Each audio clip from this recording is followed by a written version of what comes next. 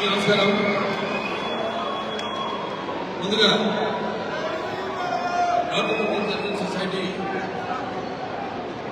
ఈ యొక్క 8వ ఉత్సవానికి కన్వీనర్ అయిన శ్రీనివాస్ గారికి, అలాగే చైర్మన్ అయిన రామరావు గారికి,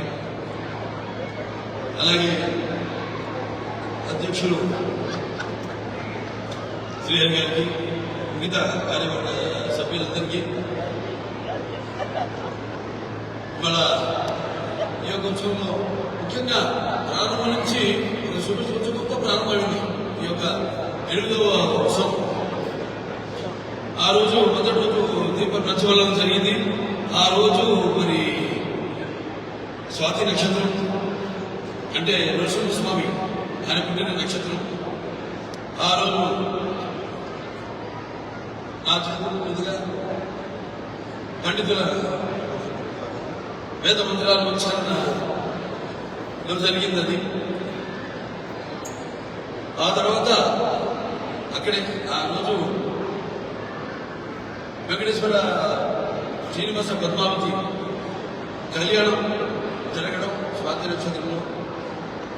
అది మా నాన్నగారు పుట్టిన నక్షత్రం స్వాతి నక్షత్రం. ఏదైనా అదంతా ఒక కాకతాళీయంగా యాదృచ్ఛంగా జరిగింది. చాలా ఆనాడు ఆ ప్రారంభోత్సవంలోనే భగవంతుడు అనుకోకుండా ఆయన ఆశీస్సులు ఆ రకంగా ఈ యొక్క కార్యక్రమానికి అందజేశారని భావిస్తూ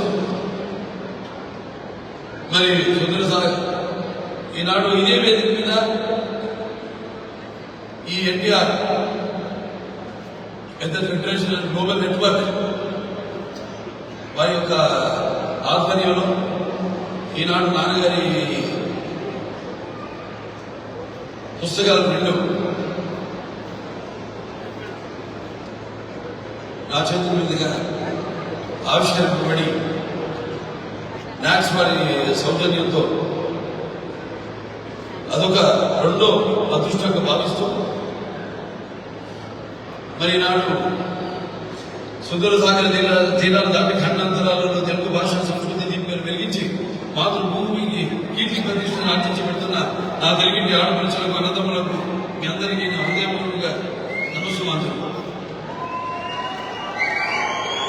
తెలియజేసుకుంటూ మరి మీ యొక్క కర్తవ్య దీక్ష కార్యదక్షతతో ఈనాడు మీరే కాదు, ఇక్కడ అమెరికా దేశపు వాసులే కాదు, అక్కడ మన వాళ్ళందరూ కూడా గర్వపడుతున్నారని తెలియజేసుకోవడానికి ఎంతో సంతోషిస్తున్నాను. మరి మన తెలుగు జాతిని మరొకటి మనుషులు మీద నాకు తెలుసు.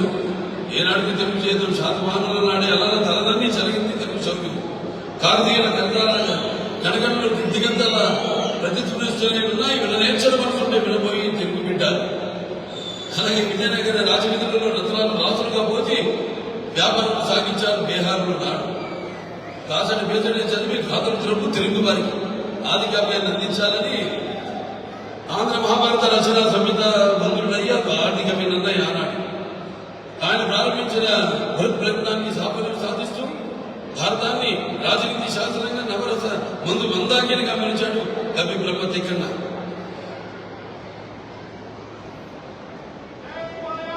కారుక కంటిన్యూ చదువుకు భయపడ ఏడయించదో దైత్య కారుక కంటిన్యూ చదువుకు భయపడ ఏడయించదో గట్టి దైత్య బద్ధుని కాదని కూడా కాసులకు ఎగిరిది పడి నిన్ను చేసుకొని కమ్ముకోనని భాష చేసి కావ్య సరస్సును ఉదార్చి భగవతాత్మకంగా మహాభారతాన్ని రచించాడు పోతన. తెలుగుదేల ఎన్న ఏళ్ళు తెలుగు వల్లకుండా తెలుగు ఒక్కడారి ఎల్ల నిపుణులు పెరిగిపోయి భాషాడి దేశ భాషలతో తెలుగు లెస్స అని సాక్షాత్తు శ్రీకృష్ణదేవరాయలకి సెలవిచ్చాడు. శ్రీకాకుళంలో మహావిష్ణువు ఆనాడు ఆ నవరస ఆ స్వామికి సాధారణంగా అవతరించింది ఆంధ్ర మహాకావ్య భావంత బాధ్యత. ఆడబిడ్డలు రోజు రాసుకొని తీసి తెలుగులో వాటికి వివరణ ఇచ్చాడు లేకుండా అంటే సాహిత్య సంపదకు వారసులు మనం ఆ మాత్రం సాహిత్య సంపదలను ఎలా మారగలం చాగైన సుమరుగా సంగీత గీతిగా గమనం క్షత్రియ సుమధుర బహుగోపాల శృంగార భక్తి సావళిలు అలాగే